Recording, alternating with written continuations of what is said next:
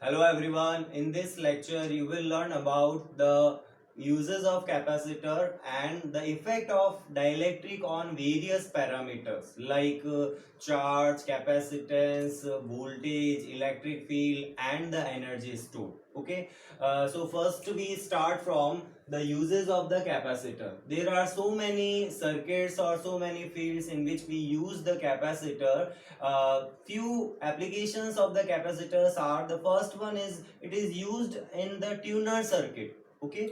In tuner circuit is the circuit which is used in radios to select a particular frequency and reject the all other frequencies. जैसे हम FM को use लेते हैं तो हम क्या करते हैं, एक पर्टिकुलर फ्रीक्वेंसी जैसे 104.8 FM अगर हमने सेलेक्ट किया है तो वो एक पर्टिकुलर फ्रीक्वेंसी को सेलेक्ट करने का काम ट्यूनर सर्किट का होता है. And this tuner circuit is consist of the capacitor and an inductor. Okay, inductor को हम L से उसका इंडक्टेंस शो करते हैं. इन दोनों का पैरेलल कॉम्बिनेशन होता है.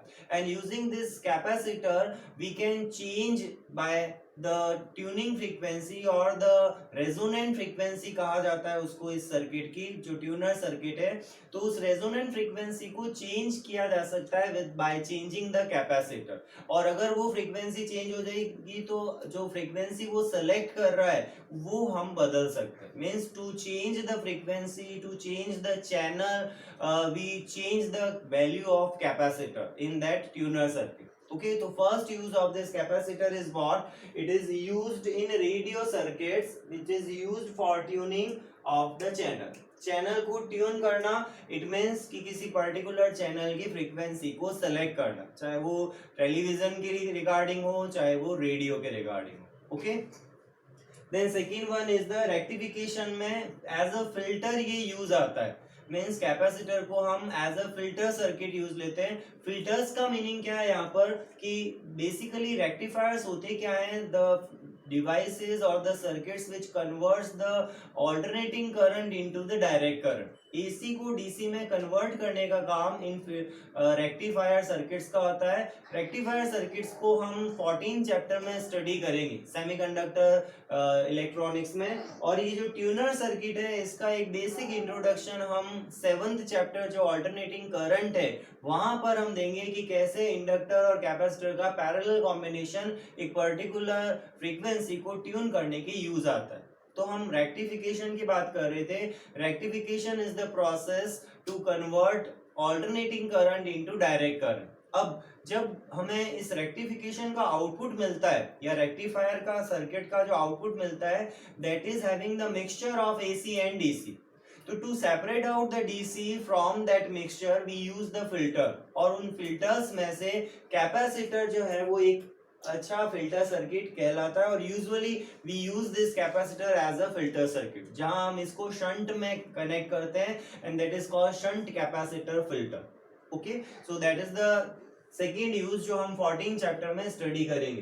देन थर्ड वन, ये हमारे सिलेबस में नहीं है थर्ड और फोर्थ यूज, फिर भी इसको ध्यान रखना. कुछ ऑसिलेटर्स होते हैं. Oscillator circuit means which can provide a particular type of wave form like sinusoidal waveform, triangle waveform, sawtooth waveform, or we can say square waveform, rectangular waveform. इस तरह की जो various shaped waveforms होती हैं उनको produce करने के लिए हम कुछ सर्किट्स यूज लेते हैं that are called the oscillators. In oscillator circuit में भी कैपेसिटर का एक इम्पॉर्टेंट रोल होता है.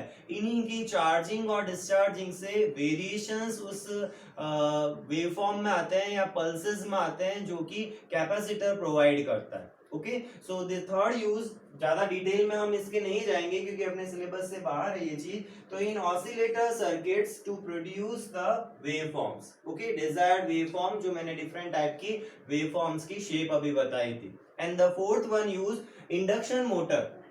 इंडक्शन मोटर में मैग्नेटिक फील्ड को रोटेट करने के लिए यानी एक पर्टिकुलर टॉर्क उस मैग्नेटिक फील्ड में प्रोवाइड करने के लिए कैपेसिटर को यूज लिया जाता है. जैसे फैन की भी हम कहते हैं स्पीड अगर कम हो जाती है तो एक व्हाइट कलर का सिलेंड्रिकल कैपेसिटर आता है जिसको हम चेंज करें तो उसकी स्पीड को इंक्रीज कर सकते हैं. तो ये capacitor actually rotating magnetic field provide करता है और उस रोटेटिंग मैग्नेटिक फील्ड से ही फैन में या फैन रोटेट होता है, तो इस फैन के रोटेट होने का जो रीजन है वो कैपेसिटर की हेल्प से होगा। और इलेक्ट्रिक मोटर भी होती है, वहां भी हम कैपेसिटर को चेंज करते हैं, जो पानी चढ़ाने की मोटर है, या फिर वेरियस जहां कहीं भी इलेक्ट्रिक मोटर हम यूज ले रहे हैं जो इलेक्ट्रोमैग्नेटिक इंडक्शन के प्रिंसिपल पर वर्क करती है। इसको इंडक्शन मोटर क्यों कहा जाता है? Because it works on the electromagnetic induction. और ये इलेक्ट्रोमैग्नेटिक इंडक्शन हम 6th चैप्टर में डिटेल में स्टडी करेंगे।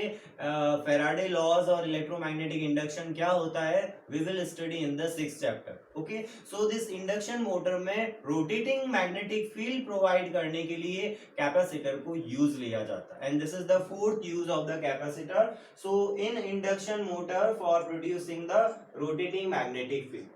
So remember all these 4 uses, हो सकता है आपको 1-2 uses एग्जाम में लिखने के लिए मिल जाए। Okay, so note down up to this one. फिर हम नेक्स्ट स्टार्ट करते हैं effect of the dielectric on the various parameter. Okay, note down up to this one, the effect of dielectric on various parameters. The next topic is the last one for this chapter, effect of dielectric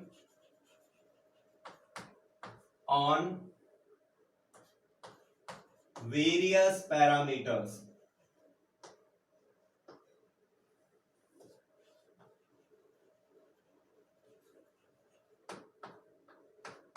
Okay, effect of dielectric on various parameters.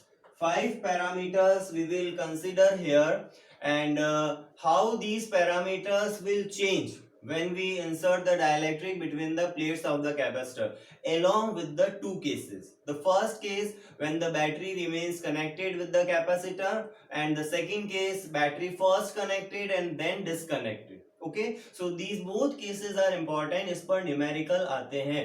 ये जो topics मैं करा रहा हूँ सब topics हैं, ये कुछ टॉपिक्स ऐसे हैं जो एनसीईआरटी में डायरेक्टली गिवन नहीं है, बट इस पर बेस्ड सीबीएसई क्वेश्चंस पूछता है इन फॉर्म ऑफ न्यूमेरिकल या एप्लीकेशन बेस्ड क्वेश्चन। तो इस टॉपिक को भी इंपॉर्टेंट कंसिडर करना for the numerical point of view. कई न्यूमेरिकल्स इस पर्टिकुलर टॉपिक पर आपको एग्जाम में आ भी चुके हैं और हो सकता है अभी भी मिल जाए। ओके, सो द कंसीडर करते हैं, सपोज करो कि हम 5 पैरामीटर्स जो लेंगे उसके अंदर एक तो QCV, Q equals to CV से याद रखना, तो चार्ज, कैपेसिटेंस, वोल्टेज, और remaining two electric field and energy density. Okay, sorry, energy store कह सकता हूं मैं, एनर्जी डेंसिटी नहीं लेंगे, energy store. Okay, so these 5 parameters कैसे वेरी होते हैं when we use the dielectric between the plates of capacitor, उनको हमें कंसिडर करना है। तो फर्स्ट हम कंसिडर कर लेते हैं कि सपोज जब डाइलेक्ट्रिक नहीं है, यानी एयर और वैक्यूम है, तो in case of air and vacuum, let these parameters are represented by Q naught, U naught, E naught, V naught और एटसेट्रा। सिमिलरली जब हम डाइलेक्ट्रिक को उसमें प्लेस कर देते हैं, ओके, कंप्लीटली फील्ड होगा ये। जब भी हम डाइलेक्ट्रिक विद डाइलेक्ट्रिक कैपेसिटर की बात करते हैं, तो जब तक गिवन नहीं हो तब तक हमें उसको फुली फील्ड ही कंसीडर करना है। जो हमने एक डेरिवेशन किया था पार्शियली फील्ड, वो स्पेशली जब गिवन हो ये कंडीशन तभी एप्लीकेबल होगा, अदरवाइज हम जब भी कैपेसिटर लेंगे with dielectric then it is fully filled. तो विद कैपेसिटर हम इसी पैरामीटर को, इन्हीं पैरामीटर को Q, V, C, E and U से डिनोट कर लेंगे। ओके, तो एक इंट्रोडक्शन इसका लिख लेते हैं, considering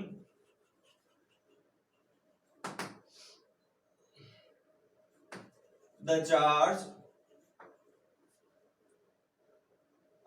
considering the parameters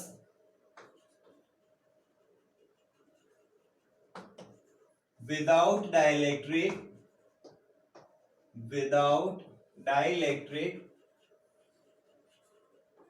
are Q naught, C naught, V naught, E naught and U naught।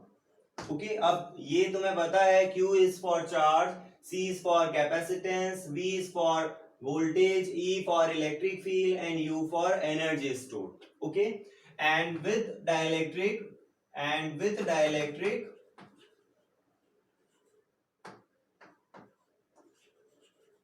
they are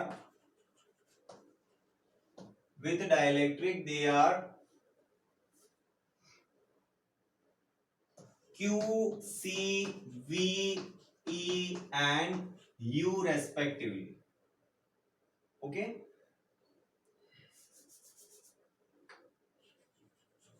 with the dielectric. So these are the 5 parameters with and without dielectric. Now two cases we will consider. The case first when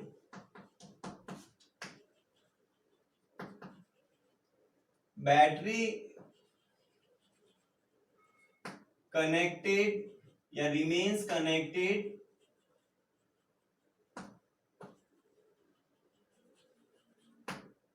across capacitor, और second लेंगे हम यहां पर case second, इस पर मैं numerical भी कराऊंगा एक बाद में, when battery first connected and then disconnect, battery first connected then disconnected from capacitor. Okay, so note down these two cases.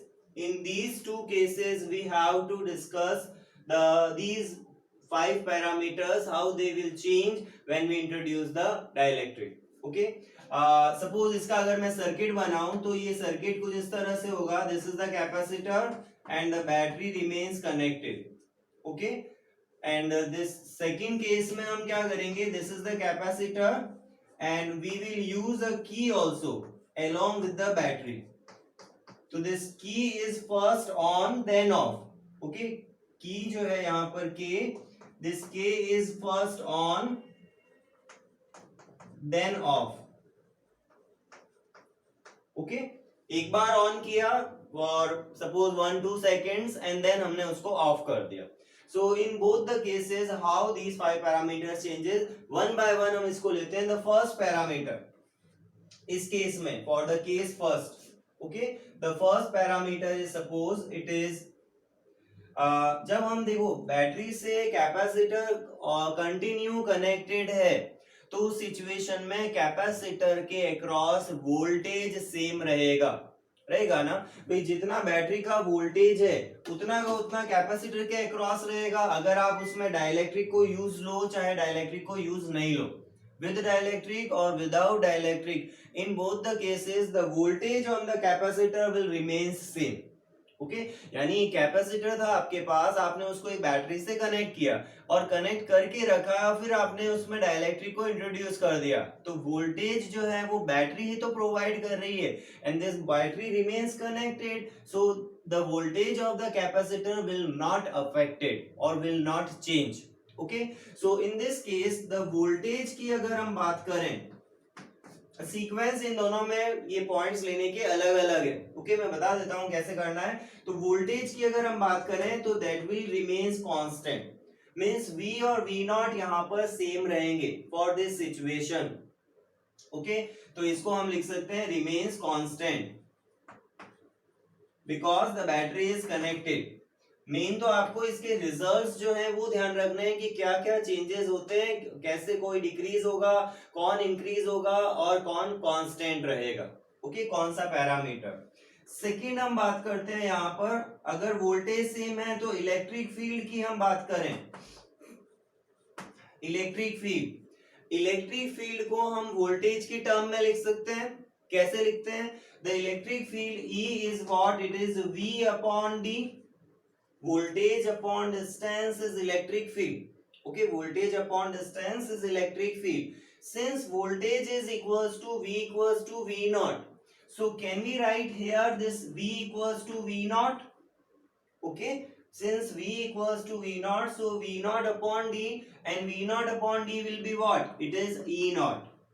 V naught upon D will be E naught. So we can say that this electric field will also remain same. Okay, electric field भी dielectric insert करने से change नहीं होता जब हम battery को connected रखते हैं.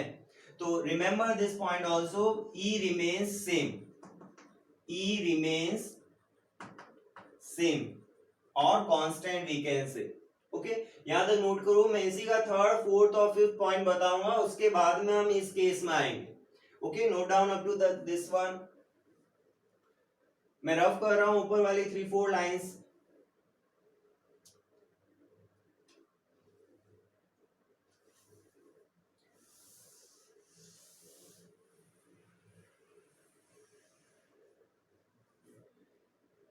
So the third property in the first case, this third property, C, capacitance. Capacitance चाहे बैटरी कनेक्टेड है चाहे डिसकनेक्ट कर दिया आपने, हर सिचुएशन में डाइलेक्ट्रिक जब भी हम इंट्रोड्यूस करते हैं तो कैपेसिटेंस इंक्रीज होता है। कैपेसिटेंस एक्सटर्नल वोल्टेज या चार्ज पर डिपेंड नहीं करता। मैंने पहले भी बताया था कैपेसिटेंस एक ऐसी प्रॉपर्टी है which is independent from the charge and voltage. So the capacitance will increase when we introduce the dielectric between the plates of capacitor. कितने टाइम्स इंक्रीज होगा? एप्सिलॉन आर टाइम्स इंक्रीज होगा। कल भी हमने derivation किया था जिसमें हमने बताया था फुली फिल्ड कैपेसिटर का कैपेसिटेंस जो है वो एप्सिलॉन आर सी नॉट होता है, जहां सी नॉट एयर कैपेसिटर के लिए यूज लिया जाता है। Okay, so third point is capacitance and it will not depended on this battery connected or disconnected, and it always increases. C is epsilon r times of C naught. Okay, C is always epsilon r times of C naught. इसको simple इस फॉर्मूले से बता सकते हो। देखो C का formula क्या था? Epsilon not A by D. इसको मैं C नॉट का फॉर्मूला लिख दूं। अगर मैं कैपेसिटर में डाइलेक्ट्रिक यूज लूंगा तो ये क्या हो जाएगा? Epsilon A by D. Epsilon not की जगह एप्सिलॉन आ जाता है, और एप्सिलॉन को हम लिख सकते हैं epsilon r epsilon naught A by d, and it will be what? It is epsilon r times of C naught. So this capacitance always increases with dielectric, and how many times? Epsilon r times or k times. Epsilon r को k से भी लिखा जाता है. So this is increases. Okay, C जो है वो increase होता है when we introduce the dielectric. Clear? C not without dielectric है और C यहाँ पर with dielectric है. Same thing we will use for this case also. Okay, capacitance will increase here in this case also. Clear? इसको rough कर रहा हूं मैं.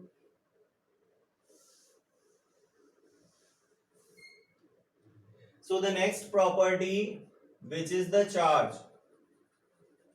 Okay, charge Q. Q को क्या लिखते हैं? देखो CV. Q we can write C and V का product is equals to Q. So this C is what? Epsilon R C naught. यहां पर लिख लेता हूं C is epsilon R C naught and V is what? V is V naught. तो V equals to V naught. We can write this C naught V naught as C naught V naught को हम क्या लिख सकते हैं? Q naught लिख सकते हैं. Q naught equals to C naught V naught. So this is epsilon R times of Q naught. So what happened? The charge is also increasing. Epsilon r times हो जाता है चार्ज जब हमने battery को connect करके रखा है और हमने उसमें डाइलेक्ट्रिक इंट्रोड्यूस किया है. Okay, so this Q also increases.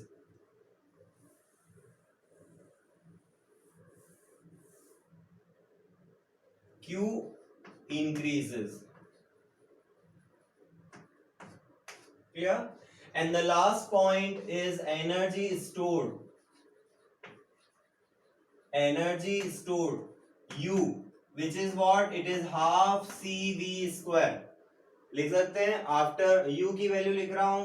U का मतलब जब हमने डाइलेक्ट्रिक इंट्रोड्यूस कर दिया तो यहां भी C और V की वैल्यू रख देते हैं जो हमने अभी यूज ली है या डिराइव की है. C is what? Epsilon R C naught and V is what? V naught. V naught दोनों इक्वल है. So this will be what? देखो एप्सिलॉन आर को अगर मैं बाहर लिख लेता हूं then it will be half C naught V naught square, half C naught V naught square, and this half C naught V naught square will be U naught.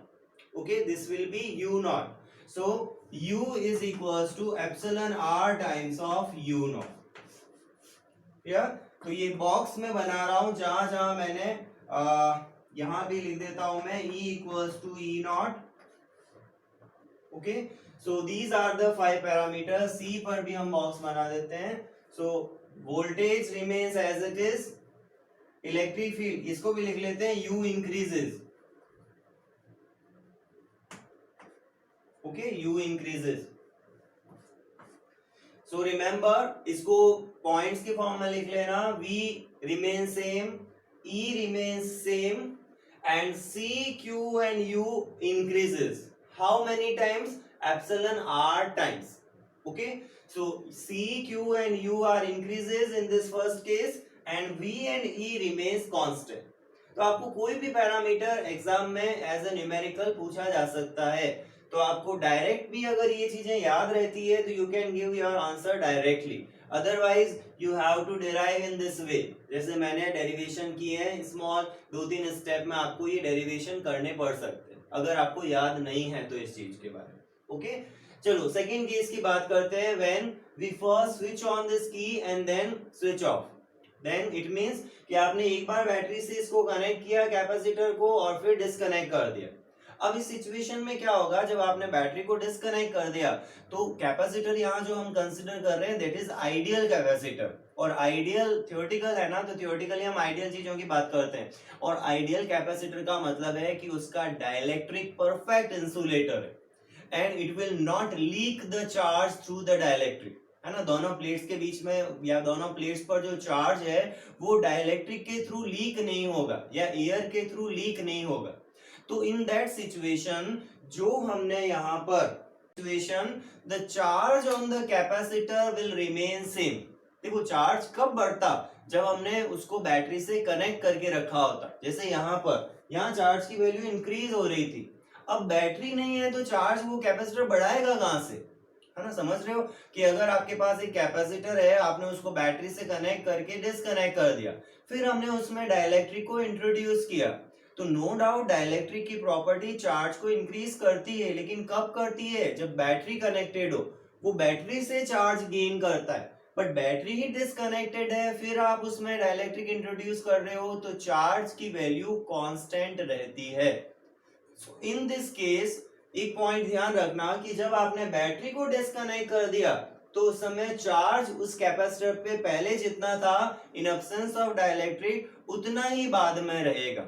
Okay, so in the first case में हम यहाँ पर charge की बात करते हैं, the charge, and this charge remains constant for the this situation. जैसे हम यहाँ याद रखते हैं ना कि बैटरी अगर कनेक्टेड है कैपेसिटर से तो वोल्टेज उतना ही रहेगा, क्योंकि वोल्टेज वो बैटरी ही तो प्रोवाइड कर रही है. वैसे ही यहाँ पर जब बैटरी को डिस्कनेक्ट कर दिया तो चार्ज उतना ही रहेगा, क्योंकि चार्ज प्रोवाइड कौन करता है, बैटरी प्रोवाइड करती है. और वो तो आपने हटाई दी, डिस्कनेक्ट कर दी, तो उस सिचुएशन में this Q remains constant. Okay, so Q remains same, Q remains same. Okay, the second point जो हम यहां लेंगे दैट इज C. कैपेसिटेंस की अगर हम बात करें यहां पर, तो कैपेसिटेंस मैंने बताया in the both cases whenever we introduce the dielectric the capacitance increases. How many time, epsilon R time. So this C will be again equals to epsilon R times of C naught. Okay, so C increases. C increases. Clear? In the both cases, C voltage और charge से independent होता है. Clear? अगर हम V की बात करें, voltage की, तो वोल्टेज को हम कैसे लिख सकते हैं, वोल्टेज को हम Q और V की टर्म में लिख सकते हैं. तो Q इक्वल्स टू CV से V equals to what, Q upon C. We can write this expression. Then substitute the value of Q and C. Then it will be what? Q is Q naught and C is epsilon R times of C naught. Okay, I have substituted the value of Q and C in this equation. So this Q naught upon C naught, this will be 1 upon epsilon R times of Q naught upon C naught, and we can write this as 1 upon epsilon R times of V naught. It means the voltage V decreases. पहला parameter आया यहाँ पर जो decrease हो रहा है, और voltage कब डिक्रीज होता है, जब हम यहाँ इस बैटरी को डिस्कनेक्ट कर देते हैं और फिर डाइलेक्ट्रिक को इंट्रोड्यूस करते हैं, तो उस सिचुएशन में voltage across the capacitor decrease हो जाता है. कितने टाइम्स डिक्रीज होता है, 1 upon epsilon r times decrease होता है. Okay, so remember this point. Then fourth one, अब इलेक्ट्रिक फील्ड लिख लेते हैं. जब हमारे पास वोल्टेज आ गया तो इलेक्ट्रिक फील्ड लिख सकते हैं, V अपॉन डी से आ जाएगा. तो इलेक्ट्रिक फील्ड की हम बात करें, electric field E is what? It is equals to V upon D.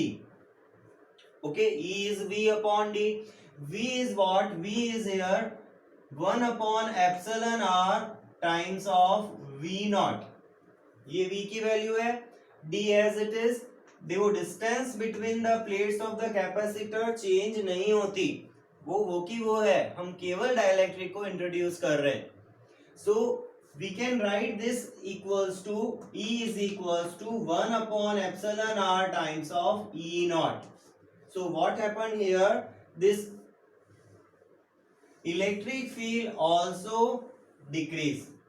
Okay, electric field also decreases epsilon R times E decreases. Clear? तो फॉर्मूला हमें अगर याद है तो हम उन फॉर्मूला को हेल्प लेके या उनको यूज लेके इन डेरिवेशंस को बहुत इजी स्टेप्स में कर सकते हैं. The last one which is the energy stored, and this energy stored is given by half CV square. So substitute the value of C and V. From these two expressions we can write U equals to half, C is epsilon R C naught and V square है. देखो तो V square क्या होगा, 1 upon epsilon R square V naught square. Okay, V square है यहाँ पे, तो V square will be V naught square upon epsilon R square. From this relation, equation numbers का रेफरेंस नहीं दे रहा हूं मैं, जरूरत नहीं है. एक एप्सिलॉन आर से एप्सिलॉन आर कैंसिल हो जाएगा. ठीक है, जो यहाँ स्क्वायर था वो एक पावर यहाँ कैंसिल हो गई, तो इसको मैं क्या लिख सकता हूँ, 1 अपॉन एप्सिलॉन आर, एक एप्सिलॉन आर रहा डिनोमिनेटर में, and it is 1/2 C naught V naught square. ठीक है, 1/2 C naught V naught square, and this 1/2 C naught V naught square is what? It is U naught. Okay, so this U can be written as 1 upon epsilon R times of U naught. So look here, this U also decreases.